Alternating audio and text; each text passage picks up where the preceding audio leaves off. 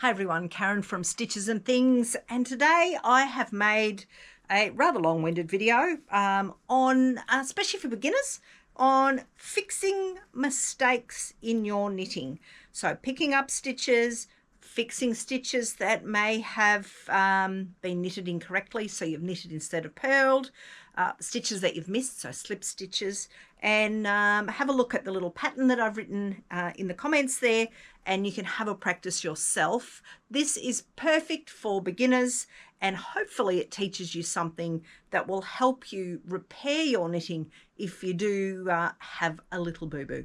And as I have left you the instructions for how to make your little swatch, we have built in some mistakes on purpose to come along and fix later on. So have a go at fixing your knitting.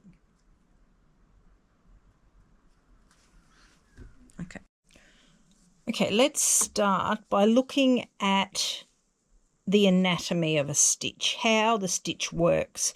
I've just got four. I'm going to use my fingers because then I can show you more clearly what's happening. I've got cast on 4 stitches onto my fingers. If I was going to do a knit stitch, the needles will make the yarn go under here. So it comes under there and then it goes off, and that's a knit stitch. So I'll just put that back on there. I'll reuse that one. If we were going to do a purl stitch, I'll just put that back on there. All right, if we're going to do a purl stitch, our yarn goes that way. So it is the only difference between your knit and your purl is the purl goes that way and your knit goes that way. So that is what your needles, so if that's a knit stitch, it's pulling it through that way. If we're going to do a purl stitch, we're pulling it back through that way. So that is how your stitches work. So if you can understand that, and we'll come back to that later on, so that, you know, when I show you some things here, that can be very helpful to know how to fix something if you understand the two ways that the stitches work. What I've done here at the start, there's a little pattern for my little sample swatch here.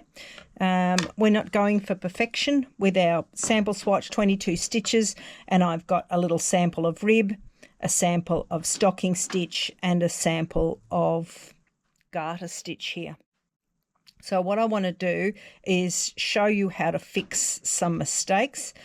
But the first thing you need to know before you fix mistakes is how to read your knitting. So what we want to know is, if we have a look, this is the stitch that's on our needle. I'll use my knitting needle as a pointer. This is the stitch that's on my needle. Underneath that stitch is a little V. And if we turn it sideways, it could be part of a K. So if you think of a little V as part of a K, a sideways K, if we put a leg here, that would be a K for a knit stitch.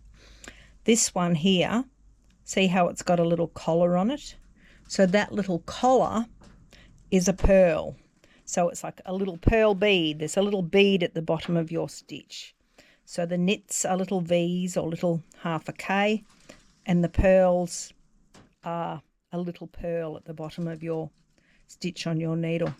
Now, we can tell that that's on our needle, but when we have a look at the other stitches here, they could be knits or purls depending on how they've been formed. So these rows here are formed with a knit on the front and a purl on the back. Same with this, a knit on the front, a purl on the back, and these have a knit on the front and on the back. So if we turn that over, and I've built a mistake in here, so I can show you how to fix that. If we turn that round here, we can see that's our garter stitch, which is every row knit. And when we're counting garter stitch, that and that is 2 rows. So 2, and we call that a purl ridge or a purl bump. The 2 up and downs count as 2 rows. So we've got 2 rows here, 2 rows here, and you can see we've got an up and down here, so we've got another 2 rows. There's 6 rows there. When we're counting stocking stitch, we can count our little V's. 1, 2, 3, 4, 5, 6 little V's. So we can count them. We can also pull it apart and count our ladders in between too, if we want to. If we're struggling, we can pull our knitting apart a little bit. Not advisable because you can upset your tension, but if all is lost, you can find your little ladders in between your stitches and you can count those. So what I've done, I've built some mistakes into this little sample so I can show you how to fix them without pulling something all the way back. So we'll have a look at a repair that's on the needle. We'll have a look at tinking back, where we just pick it back a few stitches. So if you know you only have to go back a few stitches, we'll pull back a few stitches. And we'll also do a pull back where we pull a whole needle out of the work. So let's see if we can repair these little things first. So this one here, this is very, very common when we're knitting, making rib. So our rib in this case was a 2 purl 2 knit rib. So you can see that's the purl, that's the knit. But see, there's one that I have purled. See, you can see the little collar. So these are all the little K's or the sideways K's, and that's a little purl. So he is in the wrong spot. So the easiest way to fix him is a bit harder to see on this side. There he is there. So he lines up with this row here, this stitch here. So what we'll do is I'll just slip these, and I'm going to slip them purl ways. So purl ways, knit ways is this way. Purl ways, we're just going to slip those 3 stitches purl ways. So that means we're not twisting them. There's the offending stitch. I'm going to turn around because easiest way to fixing is on the knit side. So if I should have a bigger crochet hook, but I don't have one at hand. So what we'll do, if you're scared of pulling this, doing this, if you stick your crochet hook in below that stitch, it won't go any further than that. See how the crochet hook's anchored it? So each one of these little ladders is what we need to catch, and we need to make sure that this little loop is not twisted. We don't want him to be twisted like that.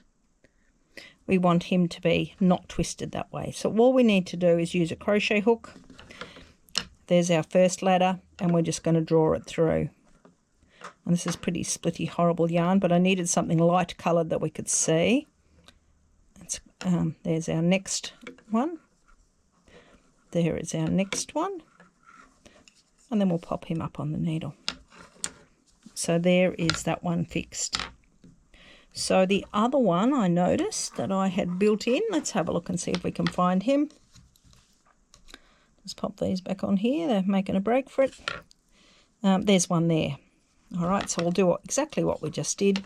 Slip that one purl ways. This is the offending one. We're just going to pull that out. So you can see, remember I said before the way the yarn comes from the front or from the back? So you can see this is pulled through the front, whereas the one that just pulled out, and it was actually going in the wrong way. So I'll pop that in there. Make sure I get every ladder on the way back up. And that's got a split in it. I should have picked some yarn that was smoother, but I didn't have anything thick enough that was light enough. So we'll just, don't panic that those other ones have gone off the needle. We'll sort them out. All right, there we go. We'll just grab a hold of all of these, turn around, and then we're just going to slip them back. Now this one's around the wrong way. So the reason why I know it's around the wrong way is that if we look at, I'll just move him across, this one here is more forward than this one at the back. Whereas this one here, the one that's around the wrong way, it feels wrong. So all we need to do is just slip it around the right way. We'll just slip the rest of these off. That one's around the wrong way as well. This happens when we are picking up stitches. All right, so we have repaired our rib. So that's one repair done. If we have a look here, this has got a really quite a loose looking stitch, like we've made a bit of a boo-boo. If I turn this one over, there is a slipped stitch. Now I'm just going to knit across here, and I'm going to show you what I mean by a slip stitch. And generally you'll find it in the next row that you're knitting, not so far below. So that's a purl, purl.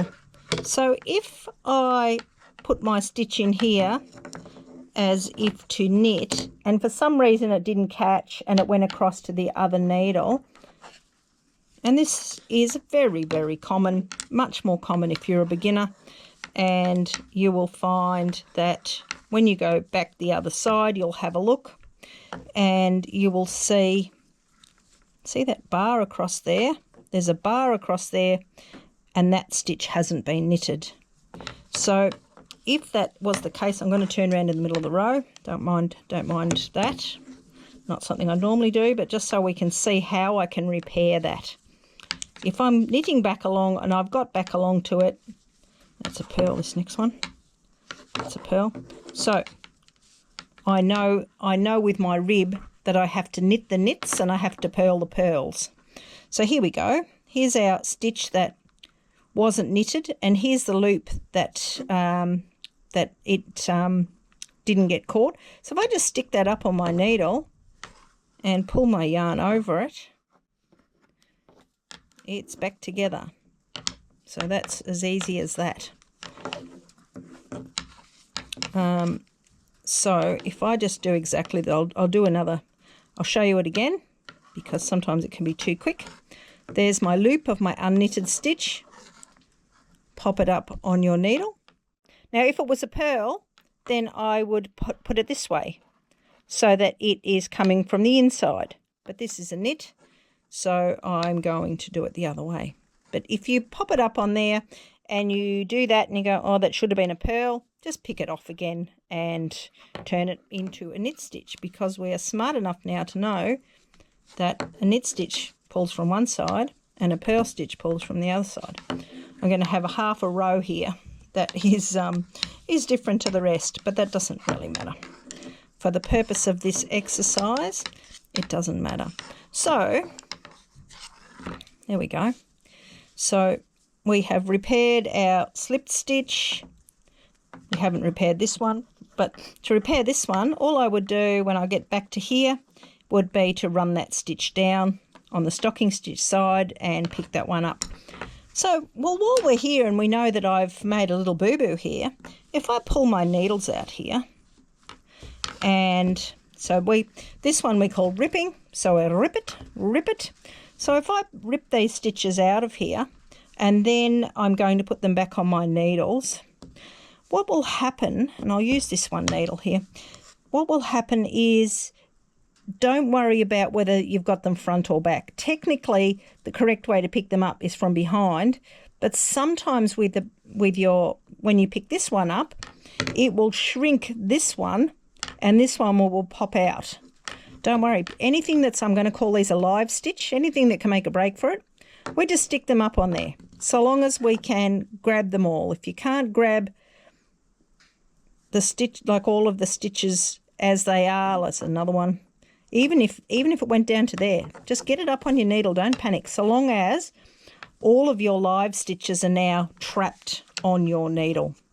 So if we turn this over, we've got this one here, which you saw a moment ago, it ran down a couple of rows. So all I need to do with that, hang on, I've got to do this one first. So that's the first ladder. So I'll do that one first. And if I find that I've got these around the wrong way, no, that looks all right. This one's backwards, so I'll pop that round the right way. This one's also backwards. See, its leg's leaning backwards. Its leg needs to be leaning forward. This one's backwards. Here's one that slipped off. So he's facing the wrong way, so I'll put him around the right way. And this has got to go that way. And this one's okay. This one's okay. This one is okay. And this one didn't get knitted. So it's a purl, and we'll reinstate that.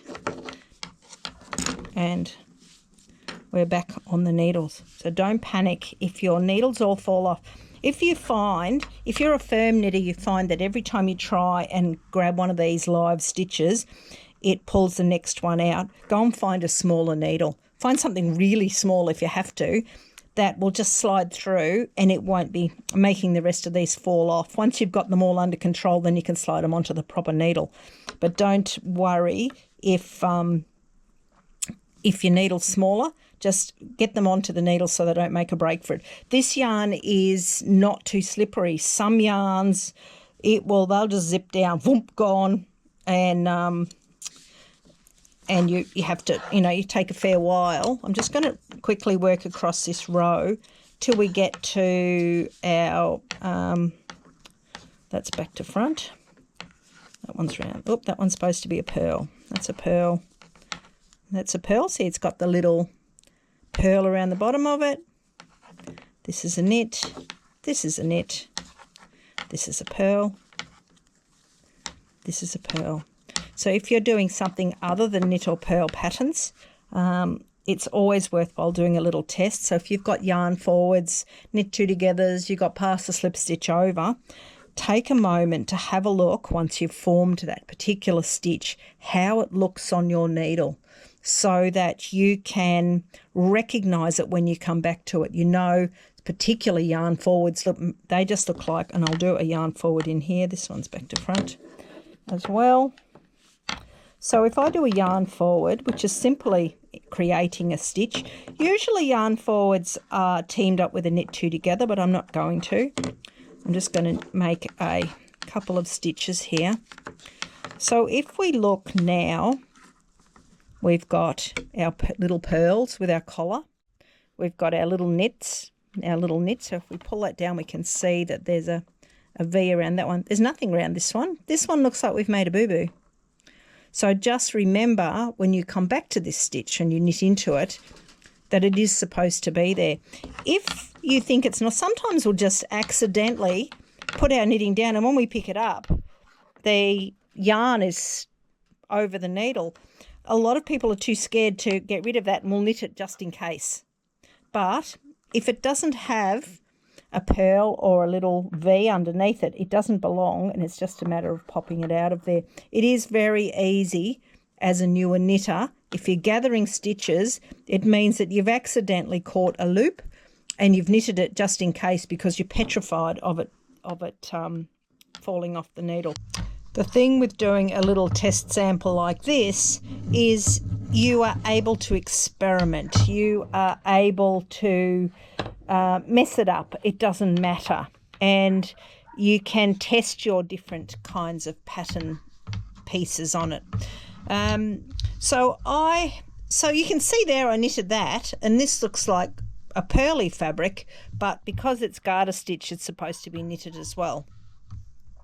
What we're going to do is I'm just going to drop a stitch off the garter stitch portion of this, because garter stitch is a little more difficult to pick up than a stocking stitch, where we can put our hook in and work the hook up the whole way from the front. So if I pull this out slowly, and I'll see if I can get a little bit closer here, you can see this one's coming from the back. So that pulled out that way. This one pulls out to the front. This one pulls out to the back. And that's because we have done a knit going this way, where we're pulling the yarn through this side, and we've done a knit on the other side and we're pulling it out the other side. So if I drop a stitch here, if I pick it up like we did before when I ran it up, and I run it up my ladder without splitting it and making a mess, if I run it up my ladder, here's my next one, and I put this up on my needle and I have a look, I now have a stocking stitch oopsie on there. So what we need to do is when we are doing this, we need to be extra vigilant. And if we have a look at, you can see that this one's pulled through the front. So if I put my hook in there and pulled it through, this would pull through the front, which means with garter stitch, the easiest way to deal with this is to turn him over, and then we'll pull the next one through this way. That's the next one, yes. Pull that one through this way. Then, if we turn it over again, this is where garter stitch is just that bit more tricky to deal with. Oh, look, I've missed one down here. All right, let's start again. Okay, so this one's been pulled through this way. So this one needs to be pulled through this way. So this is big yarn, so I can afford not to have to turn it over. This one gets pulled through this side. This one, pop it on that side. And that gets pulled through that side. So hopefully if we've done this right, pop them back up on there. Okay, if we've done this right, that looks pretty good.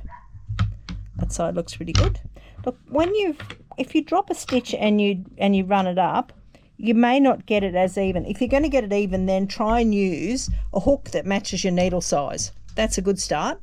But I find that using a smaller hook can be useful because it's easy to get into those stitches that have dropped off. So if we, that one's been knitted. So that one's been knitted. So I'll put that back on there. Yes, and I've got a knot there. All right, so let's just have a knit to the end here. And we will make one more observation. And half of our knitting journey is observation.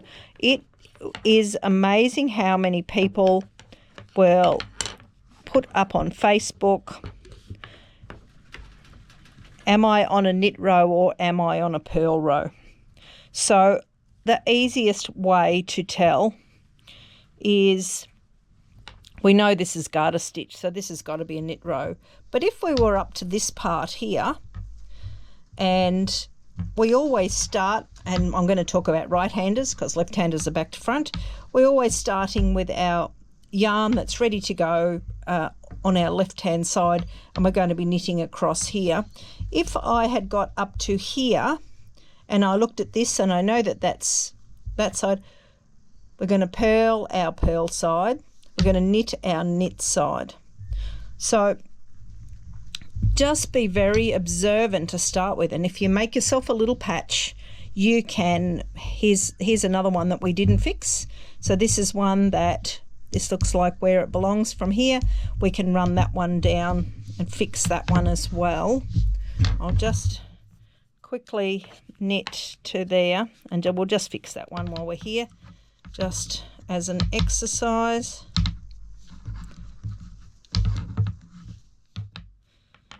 Where's my purl start?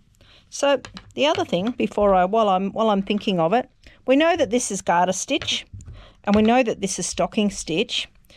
This is stocking stitch if this is the right side of your work. So when we're talking about right side of our work, we're talking about the side that is going to be the front of your garment. So if this was a jumper, this is the outside of your jumper or the right side of your jumper. If this was the inside of your jumper, that is the wrong side. But to confuse the matter even further, if this is the right side of your work, if the pattern says this is your right side, then this is stocking stitch. If the pattern says that this is the right side, then this is called purl fabric. So it can also be called reverse stocking stitch. But the difference is, see how this is much more bumpy and this is much more smooth. So some garments do use reverse stocking stitch or purl fabric, and it's particularly used next to cables. So you might find that if that was a cable row there that's done in with a knit row facing us, they'll use reverse stocking stitch or purl fabric next to it, because it makes the cable stitch pop out rather than something more bumpy and raised than garter stitch. So just be mindful of that. And the other thing that's referred to in patterns is the front and the back of your work. So whichever side, whether you're on the right side or the wrong side, so at the moment I'm going to technically say I'm on the wrong side. If the pattern says to bring your yarn to the front, it is the front as you're holding it ready to work. So that's bringing your yarn to the front or bringing your yarn to the back. Now if I was around this way, and I'm just going to put my yarn to the other side so it looks right. So so my right side's facing me, that would still mean bring the yarn to the front facing me or yarn to the back. That is different to being the right side and the wrong side of the row. I know this all sounds very confusing, but what we'll just do is I'll just quickly, that's one more knit stitch there, and then I've got a couple of purls. So we're just going to, and that's another reason why newer knitters can gain stitches, is if you're changing from knit to purl, if you forget to bring your yarn to the back between your needles and you start knitting, you will create a stitch. And again, as you come back along, you are scared that you are going to have stitches falling off, but just drop that off if you've accidentally done that. Don't knit it, just drop it off. But that is very common as well, the fact that we have forgotten to put our yarn forward. I think I've gone past that. Oh, we're going to talk about tinking too, weren't we? All right, so this looks like the one we have to run down. Let's just run him down. There we are. That was a slipped stitch, wasn't it, that we missed knitting.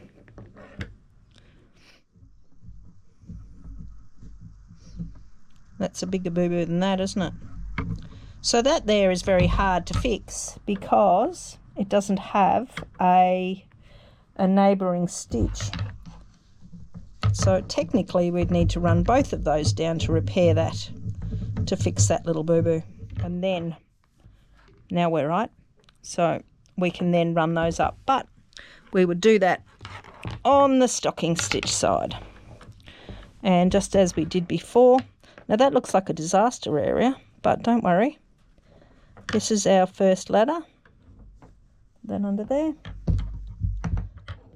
That is our next ladder. Under there. That's our next one. Under there. This, some people will fix cables this way. If you've cabled something wrong, you can pull this down to below your cable, repair your cable. But again, before you pull out something that's a perfectly good piece of work, and not knowing what you're doing, set yourself up a little test swatch like this one and have a go at fixing it. Don't pull your perfectly good work apart and destroy it needlessly, because if you find that you can't fix it, then it's fairly pointless pulling it apart if you can't fix it. This needle is too small for this yarn, and that's got a split there. But anyway, the idea is that we got rid of that. We got rid of that little problem. So when we're talking about tinking, so when we're pulling something out, we can rip it back by taking our yarn off the needles and rip it back. But when we talk about tinking back, I will generally, so these are the ones that we've just knitted here. So you can see that we've just knitted those. What I will generally do is hold my yarn in my left hand and see that below there. Can I get up a bit closer? All we do is put that on our needle and then let the stitch pull out of there. And that's tinking back. So that's tinking back one stitch at a time. So you can see where the yarn is coming out of that stitch.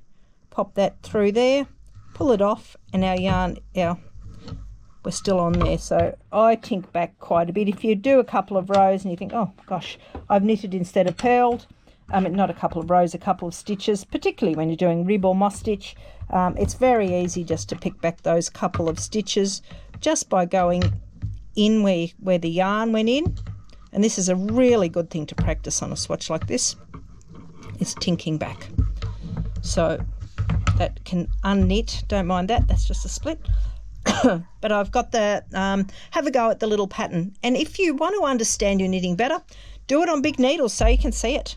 So it is a really, really good exercise in just improving what you're doing, reading your knitting, repairing your mistakes. Don't be scared to repair your mistakes, but have a practice on something that doesn't matter first. I've only got 6 rows here, 22 stitches, 6 rows, 10 minutes to knit up this little swatch, and then you can have a play with it. You can drop a stitch, you can twist a stitch, you can try all sorts of things with a little swatch like this as a practice. And it will save you a lot of heartache later on when you find that you've made a mistake, and you can then fix it up. All right, that is it from me. Have a practice, people.